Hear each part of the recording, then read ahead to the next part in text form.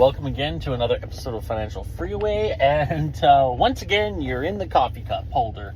The reason you're in the coffee cup holder is, well, I did actually remember to charge the camera last night, but I don't know what happened. It seemed to be charging, but for whatever reason, the camera didn't charge. So you are back in the coffee cup holder. But regardless, we still have a lot of great information to be passing on today. Today, what I wanted to talk about on my commute into work was how the average person mind works. There is a real disconnect between in my opinion, and this is something, it's a real, I've always been bothered by this, even as a child. When I was really young, they just said you were positive or you were negative. And being a negative, yet if you had a positive mindset, you thought of things positively, glass is half full kind of thing. And if you were negative, well, the glass is half empty. And I remember hearing that as a kid, and I remember thinking, well, I want to be the glass is half full kind of guy. That's who I want to be. And I just thought, if you're looking at a situation and it's gonna be, one way or the other, why not just kind of look at it being a positive thing versus a negative thing? Like, say for instance, you're on your way to the airport and someone's sitting there thinking, oh, we're going to be late. We're going to miss the flight. And they're stressed out about it the whole time. My thing was always, why not just think about, yeah, we're going to make the flight. Oops. And everything's going to be fine. Because then, if you're still both on the path to get to the airport, one guy's stressing out and one guy is not stressing out. So it seemed like just a better way to live with a positive mindset. And then people started saying, no, I'm not negative. I'm a realist. I look at it realistically. I don't live in fantasy land. I'm going to adjust this a little bit here. Hopefully this gets in there. Yeah. And I always thought it was funny when realistic people were always negative. I thought, well, how is it that being negative is somehow attributed to being realistic? And it's like, oh no, I just have a realistic view on things. I was like, well, do you really? And the reason I bring this up is because on the way home last night, I was talking to a friend about, he's a really amazing photographer, and I thought, we started looking at some of the pictures he was doing, and the composition, the lighting was just mind-blowingly breathtaking.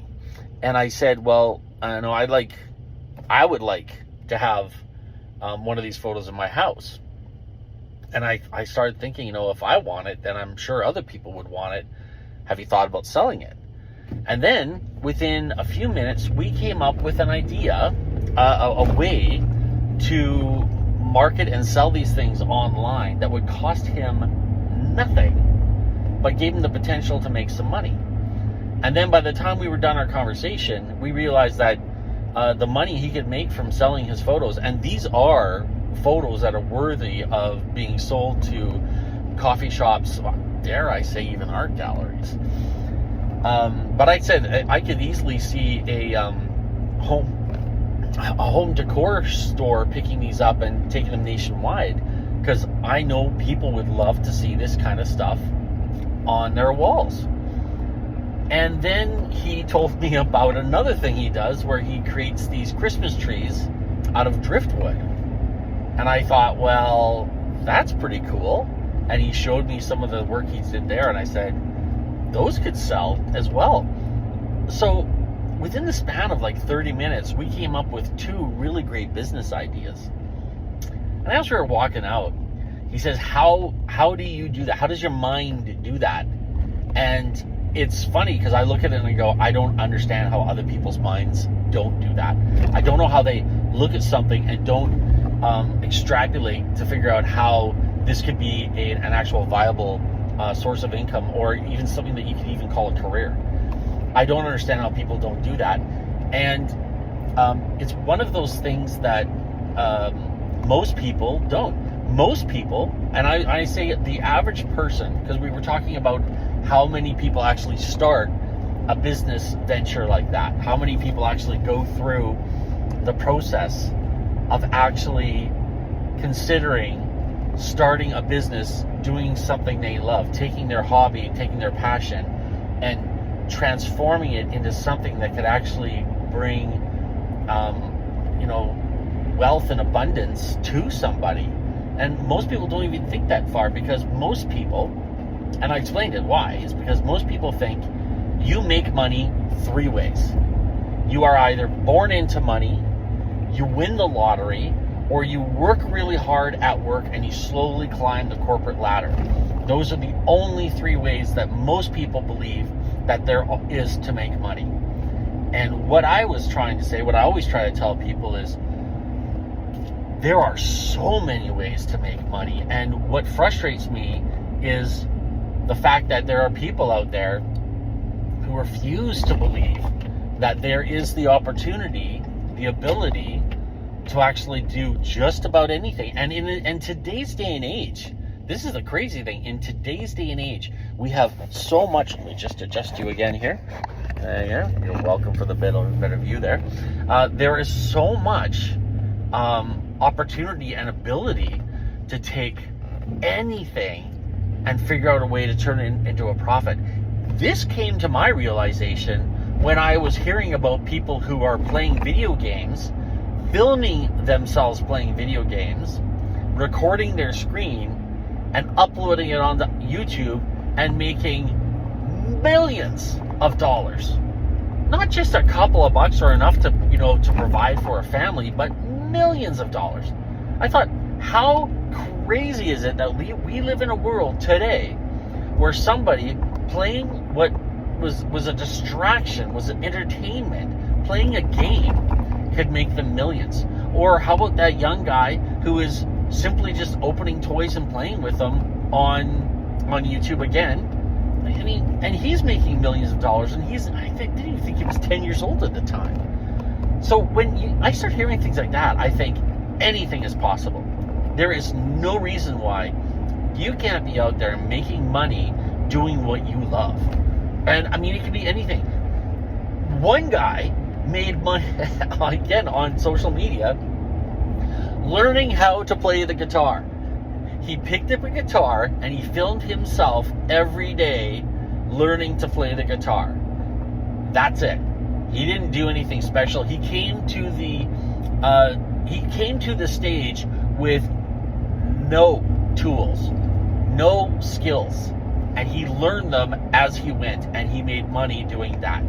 When I hear stuff like that, I think, why can't you make money as a photographer? Why can't you make money as a guy who builds Christmas trees out of driftwood? Why can't you make money videotaping yourself as you're on your way to work in the morning? There is so many possibilities out there.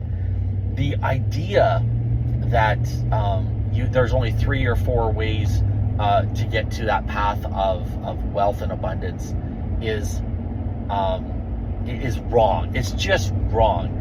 And I would like it so much if you guys listening could open your minds, if they're not already opened, to the possibility that anything you're doing right now, anything you're doing, you like cooking, you like golfing, you like playing frisbee, you like going for walks on the beach. There are so many things that you are doing right now that could turn your life around financially and create amazing success for you. No matter what you are doing, there is a way to make money and create wealth doing it. So whatever you're doing, right now, if you're thinking about this, take a pen and paper and write down all the things you really enjoy doing. Figure out which one you wouldn't mind doing for a couple hours a day or a week or whatever it might be. And then start breaking down different options as to how to make money doing that. Like I said, if you really like guitar but you're not good and you want to learn how to get better, there's a way to do it. You can film it, you can upload it, you could have interviews with other people that are learning how to play guitar. I mean, that's just one way of possibly doing it. The driftwood Christmas tree idea, build these Christmas trees in his garage, get an assembly line kind of going, and then sell them on Facebook Marketplace or eBay or something like that. And now the whole world is your market. There are thousands, if not millions, of different ways to make money doing what you love. So sit down, figure out what you love to do, and start kind of figuring out, spitball, throw a bunch of ideas out there. How can I make money doing this? What would it take? What would I need to do? That's all I want for everyone. I want everyone to be happy, healthy, and wealthy. And a lot of that comes from doing things you love doing. Don't do what you hate, because you're going to spend a lot of your life doing it. You really want to do something you like. And the more you like doing what you're doing, the more you're going to do it. The more you do it, the more money you're going to be able to command from doing it. Thanks so much for listening, guys. Go out there, find your passion, chase after it. God bless.